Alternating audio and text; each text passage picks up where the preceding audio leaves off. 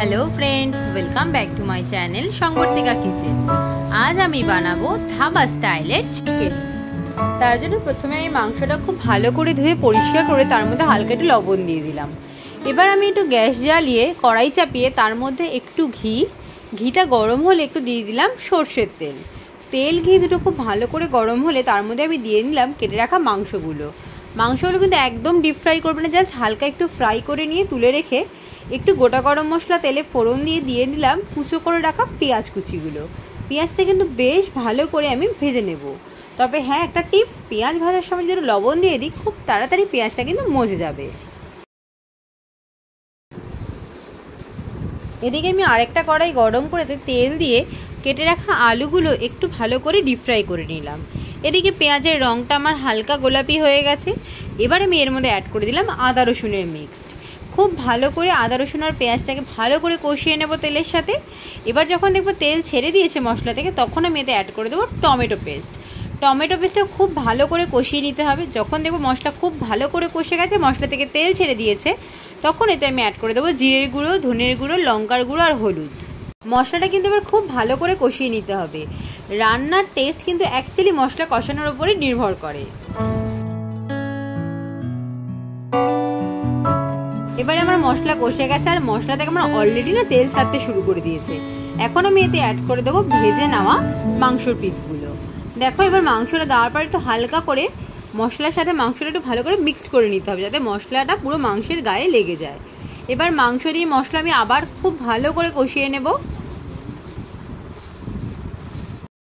এই সময় গ্যাসের ফ্লেমটা কিন্তু অবশ্যই লো টু হাইতে রেখেই করতে হবে, না হলে কিন্তু মাংসের মশলাটা তলা ধরে যাওয়ার সম্ভাবনা থাকবে।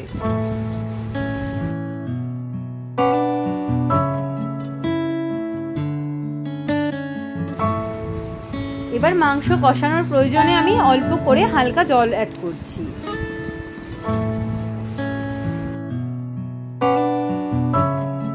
এবার গ্যাসের ফ্লেমটা কম করে আমি একটা ঢাকা চাপা দিয়ে দিচ্ছি মিনিট 10-এর জন্য। দেখো, ঢাকা তুলে দেখো মাংসের জল অলরেডি আমার ফুটছে আর মাংস থেকে আমার অলরেডি জল ছেড়ে দিয়েছে। এই সময় গ্যাসের ফ্লেমটা কম করে আমি মাংসটা কিন্তু আবার ভালো করে কষিয়ে নিচ্ছি।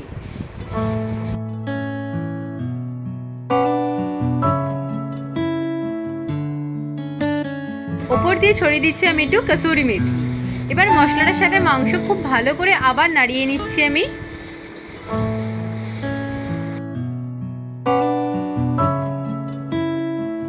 ফাইনালি আমি এতে অ্যাড করে দিলাম ভেজে রাখা আলুগুলো।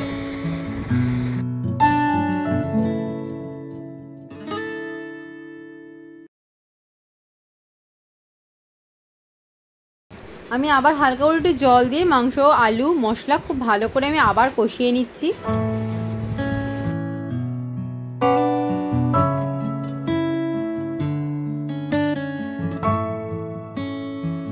এবার আমি অ্যাড করে দিচ্ছি গরম জল। যতটা পরিমাণ ঝোলের প্রয়োজন ঠিক সেই পরিমাণ গরম জল দিয়ে আমি ঢাকা চাপা দিয়ে রাখবো মিনিট 15-এর জন্য। অবশ্যই এই সময় গ্যাসের ফ্লেমটা কিন্তু লো করে রাখবো, তাতে মাংস কিন্তু একদম নরম আর সফট হয়ে যাবে।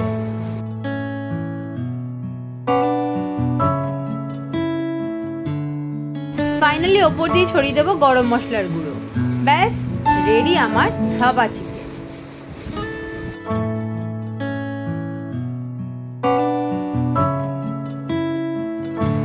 আজকের রেসিপি যদি তোমাদের ভালো লাগে তো অবশ্যই পাশে থাকা সাবস্ক্রাইব অপশনটা প্রেস করতে ভুলবে না।